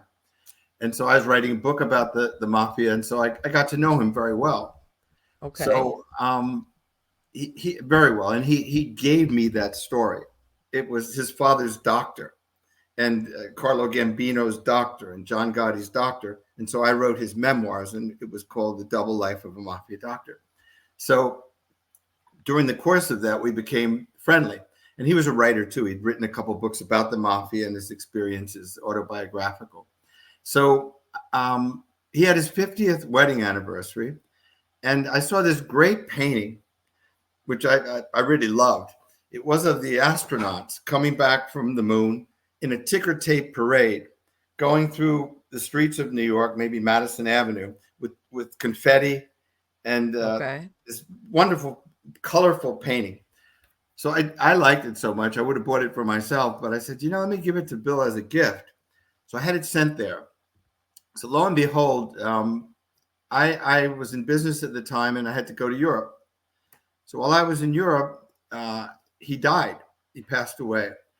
And unfortunately, I couldn't go to his funeral, but I felt bad about not going to his funeral.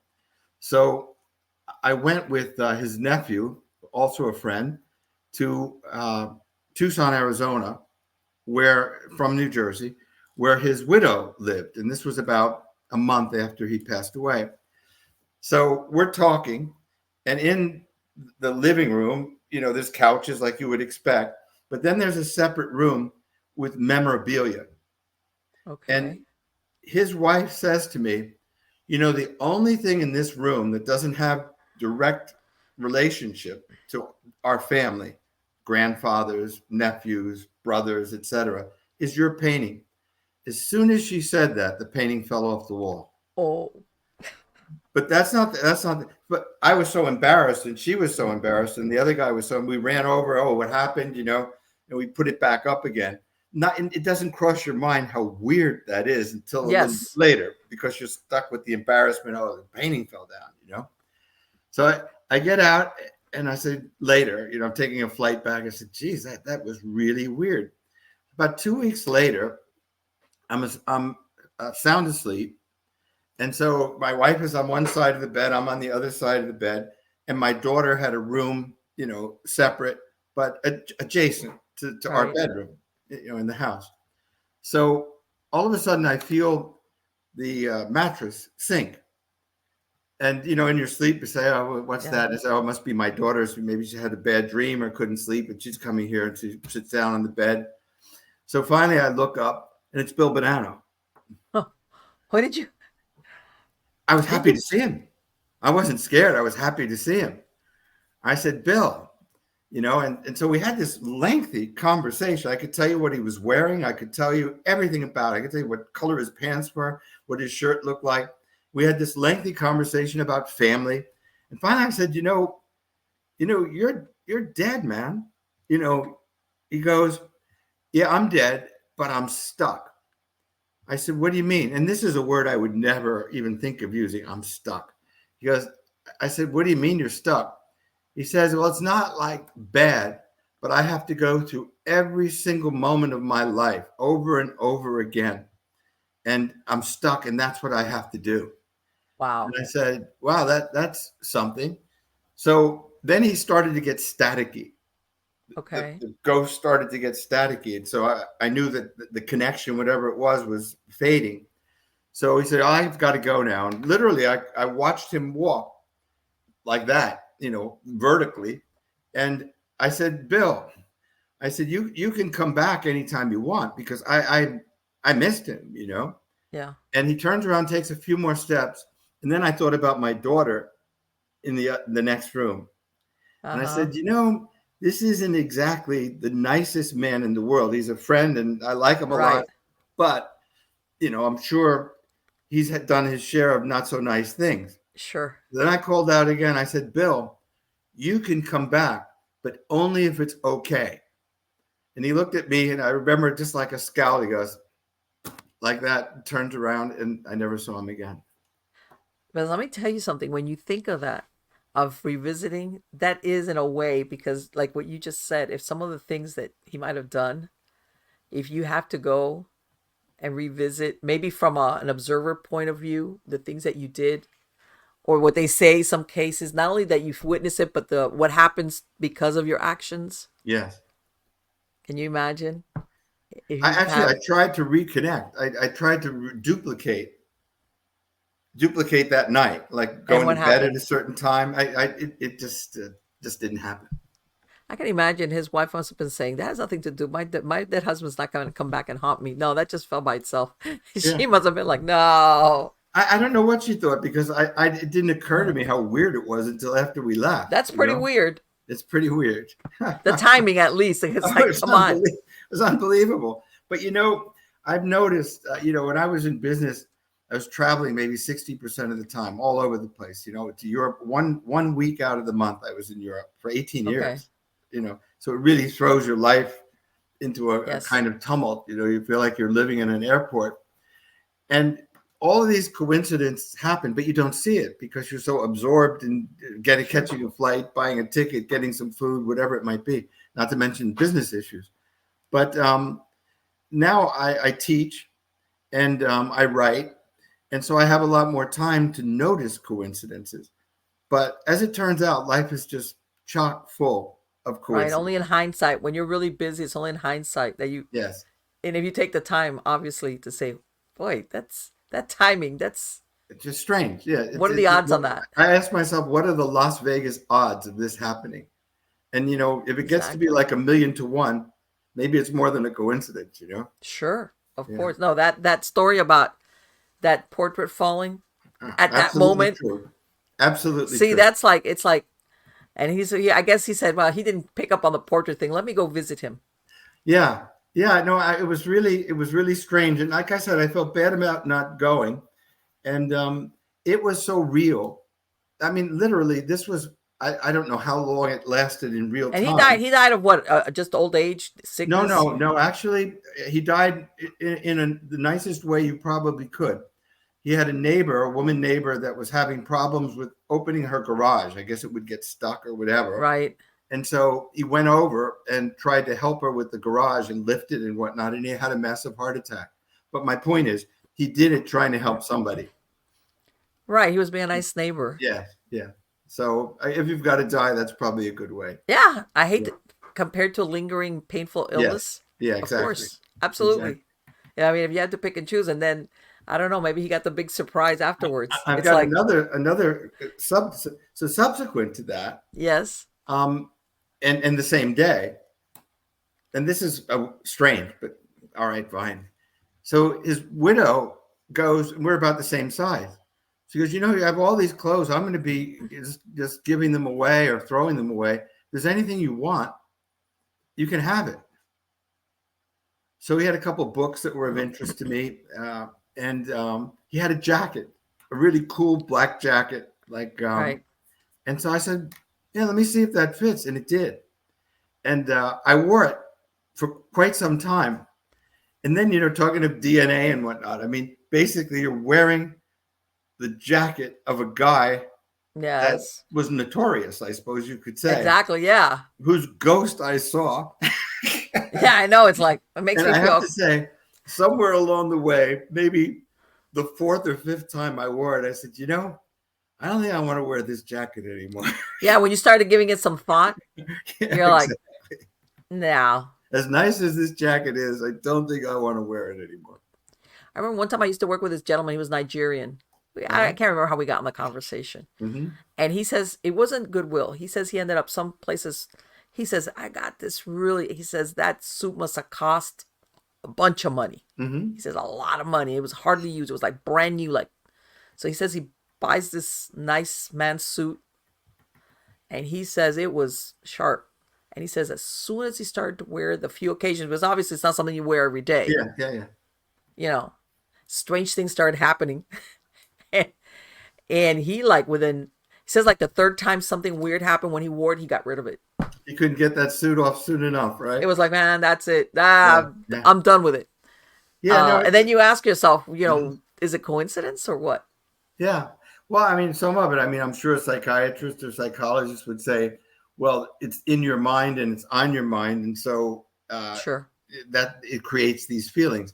Even I mentioned to my wife, of course, what happened with this ghost of Bill Bonanno. And she said, oh, that's grieving. You're grieving. And I said, well, I don't think so, But I mean, you see, there's always the scientific or the logic explanation.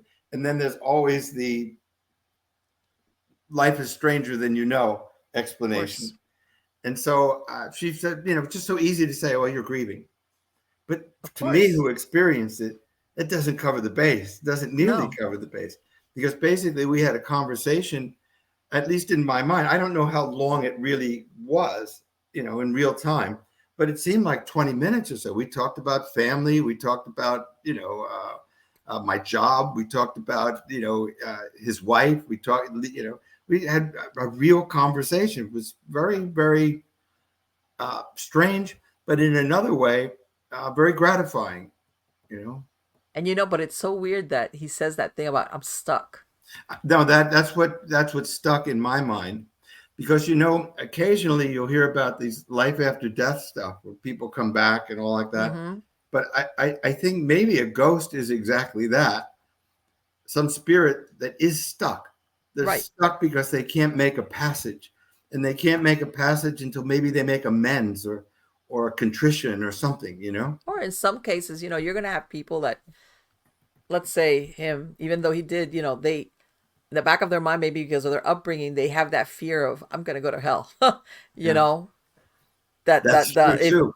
Once I go through this, God, I did a really horrible, especially after you revisited all these. Yeah. And there's only one place I'm going to be ending up at. So I just guess I'll stay stuck here. At least I'm not, Well, I've got a funny story.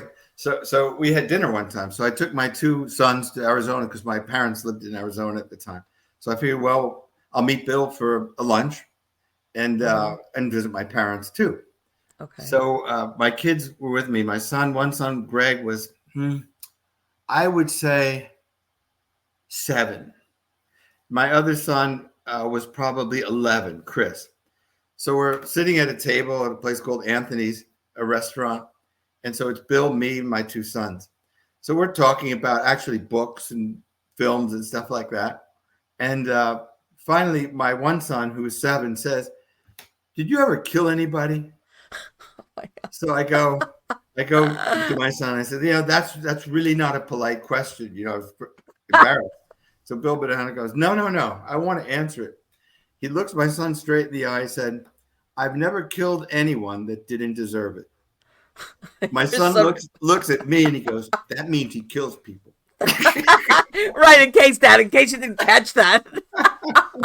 And you're like, children. Please just leave it alone. It's like, oh my God. It's like, all right, I gotta, you know what? And that was okay. We'll talk about the weather now. Yeah, exactly. My last anecdote. Yes, I'm going to go to bed wonderful. soon, but my last anecdote. So we actually met Joseph Banana. I think I did the last interview maybe before he died. And this was one of the founders, along with Lucky Luciano, of the American Mafia. So the old man is in his 90s, maybe 95, something like that, but still very sharp, very bright guy, incredibly sharp. So at the very end, after I've done my interviews, I was going to do an article or a book with my 2 sons. And there are some other people, there are a handful. And so the old man sits in a chair, and I guess it's sort of standard procedure that people say goodbye, literally get in a little line. And they shake his hand, or they hug him, or they kiss him, or whatever, and then they leave. So I had Gregory first, Chris, who was 7, Chris, who's 11, and then me. And so Gregory steps up, and this old grizzled man is sitting in a chair, and he goes like this. So Gregory turns to me and Chris and goes, "What does he want me to do?" And Chris goes, "He wants you to kiss him, stupid." So Gregory looks at this old man, and apparently it wasn't a very desirable situation. So he turns around and he goes, "Where?" I'm telling you, I've been like, okay, I'm leaving now. I'm telling you, kids, you gotta love them. You know. And you'd be like, what are you gonna do? What are you going to say? Because the truth is, children are... It was one of those things where people didn't laugh because it was just sort of embarrassing, but it was just... It was really but it's like, it's a child. It's like... Yeah. Especially... kiss him, stupid. Well, and this is the thing, even to children, you think, I'm only going to kiss somebody I know, like a family member. Yeah, this was so out of the realm of... Like, why am I going to kiss a strange old man, that kind of deal. And of course, they didn't know really who he was. I mean, they had no idea who he was. Of course, even more so. They're like, why does he want? That's a very typical kid thing, to be honest with you. Yeah. That they would say. I can imagine you must have loved traveling with your boys. Well, yeah, actually, my one son's now, they're grown, but my one son's a photographer. And so we went to Argentina. And he did a book on tango dancing. Wow. And these wonderful pictures of the tango dancers, in the red dresses and the black black suits. And they were great. And then my other son is a video game designer in San Diego. He designed video games. One of them, I can't remember the names. I'm not really a video game person. But my son was an intern because some of these video games, they have like a tremendous storyline. He was the writer for the storyline Yeah. of when they was like an intern while they were preparing it, because it's just not, people don't realize there's writers and there's artists Oh and no, there's absolutely. because it's a world. Basically, they're creating a world. Absolutely. And by the way, technologically, it's incredibly competitive because somebody else has a game that's more sophisticated and more real than the other. You're washed out, and you might have invested millions of dollars. In the and you have to have certain characters that the players identify with, and they invest themselves in them, and that's why they don't want to like leave.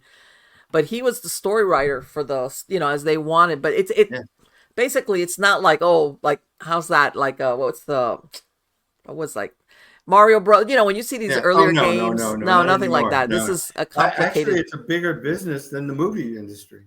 I believe it. It's not even close. Video games are much bigger than the movie industry. So yes, the and even a lot of these things, I mean, people like that, they have, from what I understand, sometimes they have characters in some of these games that are years old. Yes, yeah. Well, what they do is, and I can't think of the name of the game that my son was working on. It's about soldiers. I just can't think of the name of it. But yeah, I think it was in its third generation. Yes. And he was in charge of doing the second generation of the game, Yes. So he's got a degree in computer science and a degree in electrical engineering.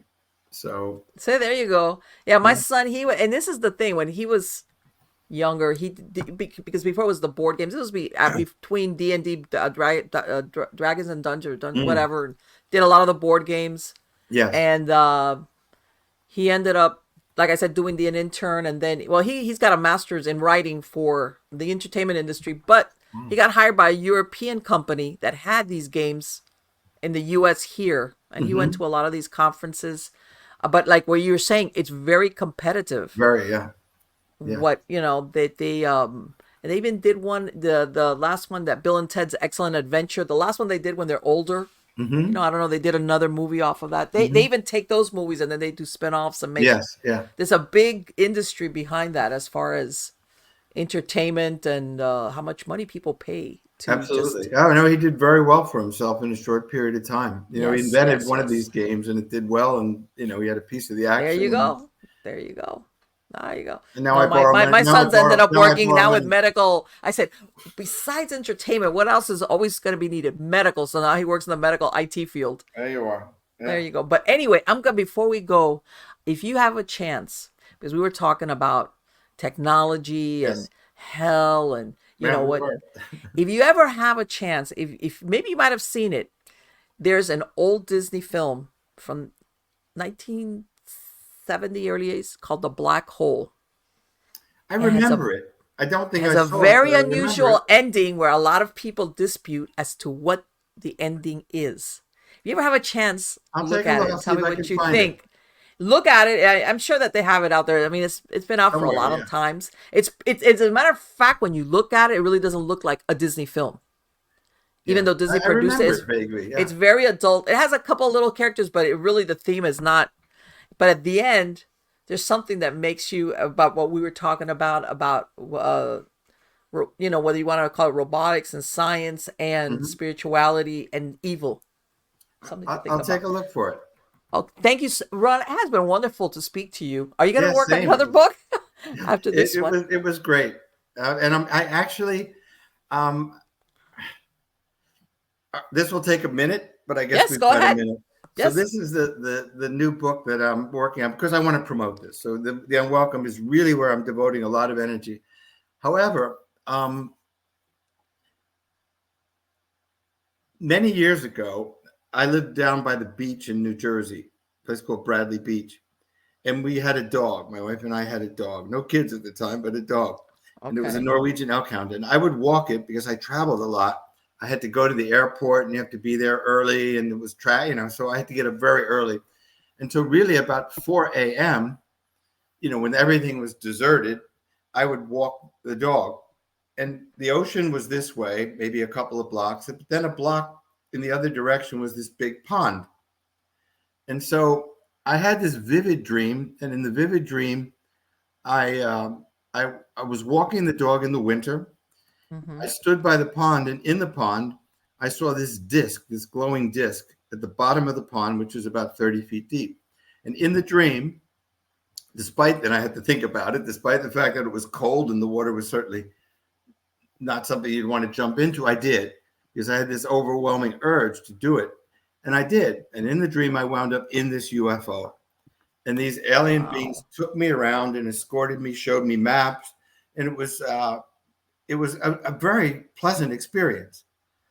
And then I remember my watch stopped. I looked at my watch had stopped. And I said, oh, that's okay, fine. Then I sort of awoke in the dream, and I was with my dog standing at the edge of the pond. I was surprised that my clothes were dry, and I was surprised that my watch was working again, and the time was correct. So that was a dream, and it stuck with me, very, very vivid.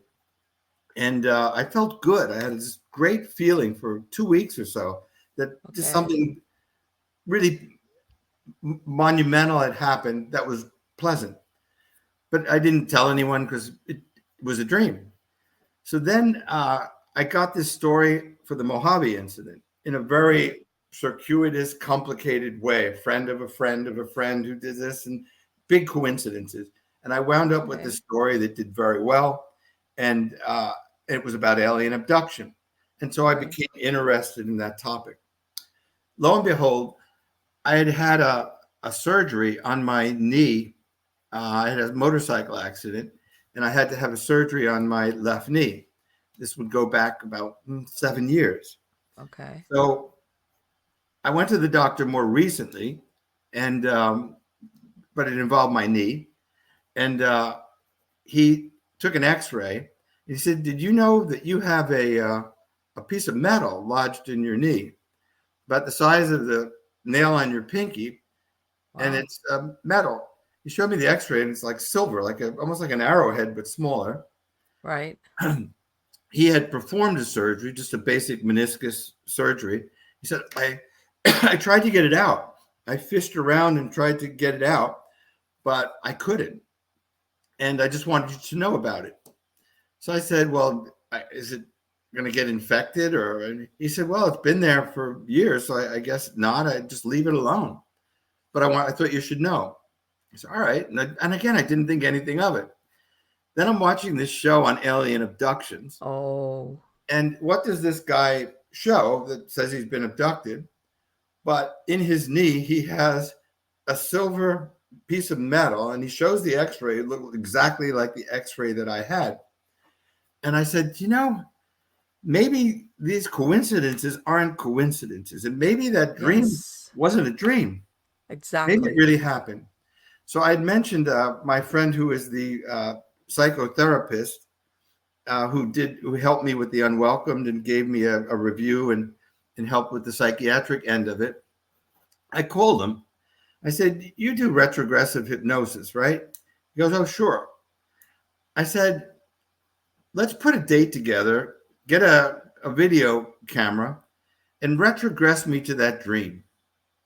I want to tape it. I want to see what really happened that night that I had that dream, if it was a dream. And if this thing in my knee is some kind of implant, I'm going to have it taken out. And if this coincidence with the Mojave Incident and whatnot, maybe there's more to it. So in May, I'm going there, and we're going to get a video crew, and he's going to retrogress me. Let me tell you, let me know. Dream. And I did hypnotherapy. I was a hypnotherapist for many years. I would love for you to tell me what happens with that. Yeah, no, and if it turns out there's nothing to it, but if there is something to it, I think I'll write a book, and I think it'll just be called Truth. That is, let me tell you. Oh, isn't that interesting? After you found out that doctor said, look, there's that piece of metal in there, and any weird dreams after that? No. As a matter of fact, it was a lot like the picture dropping at Bill Bonanno's house. It just never. And I said, all right, well, what could that be? So I asked, what the hell could it be? He said, well, maybe a piece of an instrument, a scalpel broke off, which seems pretty unlikely. He said, or maybe they left a clamp or something in there, or a piece of a clamp. Because I have no idea what it is, you know. But I said, all right, it's not bothering me, and apparently it doesn't bother him. But then after seeing this show and seeing this X-ray and this guy, I said, well, isn't it odd that he couldn't get it out? I mean, if it's a well, that's exactly what I was thinking. What do you mean? Floating around in your knee, which I that's guess not such a large area that you're thinking, well, yeah. Even though I know sometimes they use the telescopic, very small. Yeah. So he said he tried to get it out and he was fishing around for it, but he said he didn't want to do any damage to the tissue and whatnot. So he just said, well, I guess I'll just leave it alone. So that's my next project. Oh, I mean, that's great. You need to let me know what the outcome is of that age regression, and if you keep going back and you go into past life. I certainly will. You know that happens. That as a matter of fact, a lot of past life regression experiences happen with people like either psychiatrists, psychologists, or anything that they're doing age regression, and all of a sudden the person will start talking about things that they're like, wait a minute, we went past this life. Yes. And that's basically they weren't looking for proof of, and that's a whole different thing about whether reincarnation, because I have done past life regression a lot of times. So oh really? I'm so curious to see where this goes with you, and all of a sudden you just find out a lot more than you anticipated. I have a feeling that there's a floodgate that's going to open, but we'll see. Exactly. I have no idea, but again, these coincidences, again, when you have a certain number of coincidences, you start to say, what are the Las Vegas odds of Are you going to Portugal before or after? I'm going to Portugal on the 18th. I'm leaving. Okay, so after you come back from Portugal. Yeah, you got a deal. You got a deal. So maybe I hold up my book. May I do that? Yes, of course. Absolutely. Here it is. Yes. So the Unwelcomed. I'll try to make it. I love that. And that so it's book cover is available on excellent. Amazon and anywhere. And you're, like you said, they're gonna have an Audible version also, right? Yeah, pretty creepy too. Yeah, that one we were talking about the voice. So this one person, he did all the voices, including the. So far, I don't know. I'm not really that involved. He just sent me something to say, "What do you think of this?" And I said, "I like it." All right. Again, thank you so much, Ron. It has been wonderful. We got to catch up again because I'm going to follow up with this because I'm very curious about what happens with that regression. You got a deal. Take care. That's great. And thanks so much. Bye-bye. Right, take care. Bye-bye. How about a coincidence? Let me rephrase that. That's not a coincidence. That's not a coincidence. And you know what? I've heard, who was it? One of my guests the last time, Daryl Sims, who's known as the Alien Hunter. I think on my last interview with him, we were talking about implants. He's known because he's follows up with people that like him that have either found like weird metal, same thing with an X-ray, or that they've gone for medical treatment of something else. They're not looking for an implant. And then they find some weird whatever under the arm and one of his theories was that we were talking about, I might put a link to that specific interview is that he says people that have gotten these implants sometimes many, many, many years ago, the implants, I guess, if you want to look at it, are outdated technologically for the extraterrestrial. So in other words, what they were implanted for originally, they're like basically duds now. They're not transmitting. I'm just using the word transmitting because that's the only thing I can think of. As far as the purpose of the implant to begin with. All right. In other words, that sometimes these implants, it's not like, oh, we're going to implant you and we're going to be monitoring you until you're pushing up daisies. No, apparently from what Daryl Sims said, there's sometimes this implant serves a purpose for X amount of time, but they just never come back and take it out. And then you have people that have gone and have gotten these little pieces of whatever from their legs. I've heard from their shoulders, from their arms. And in some cases, same thing as what he just described. They cannot think of how or an event where this thing would have gotten in there. How's that? It's not like, oh, this person, you were involved in an accident, or maybe shrapnel. I don't. I'm trying to think of something where you could say, well, maybe this is how I got this thing in there in this really weird place, and it's almost exactly like what Ron's describing, where they get and they can never explain it, and then they get to that point, and in some cases they have had events with either ETs or sightings or something, which sends them in the direction of this is an implant versus I can't figure out why I got this little whatever there. But anyway, getting back to the conversation about his book. Let me tell you, this is, if you listen to it, this, and by the way, this is the type of book that I like because it's scary, but which is like what I said, what I think wigs everybody out, like in The Exorcist, when they say it's based on a true story, and I know sometimes they're very, what's the word I'm using for, inspired, which is like, okay, maybe very little of it is really actually based, but this story that he's describing sounds like it is historically accurate. In other words, these people that are populating it did exist. The events did exist, and again, I think that's fascinating also what he's describing because of the time period that it happened. It's true. There's usually this competition between science and religion. The religious were looking at the science where you're trying to, what's the word I'm looking for? Basically, you're trying to wipe God out, because of this. In other words, you're discounting spirituality, which amounts to you're basically disowning God. And the science person is saying, the superstition,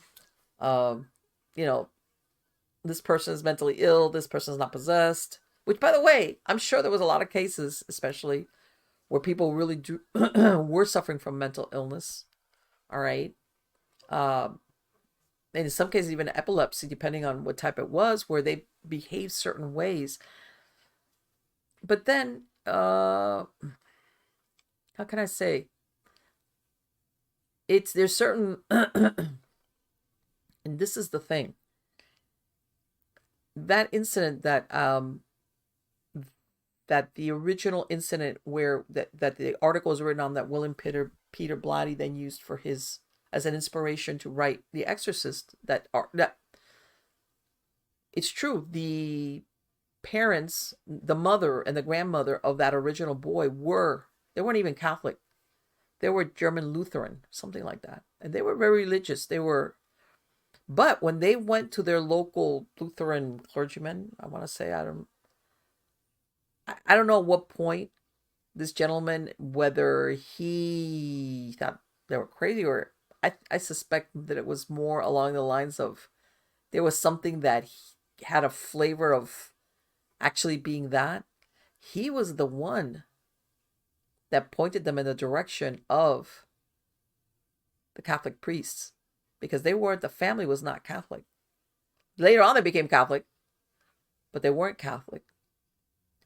And even because eventually they took him to the Alexian, the hospital, and that's where they did a series of exorcisms, and there was more than one priest involved. But from what I understand, initially when his mom came with that boy, he was like 13 or 14 years old.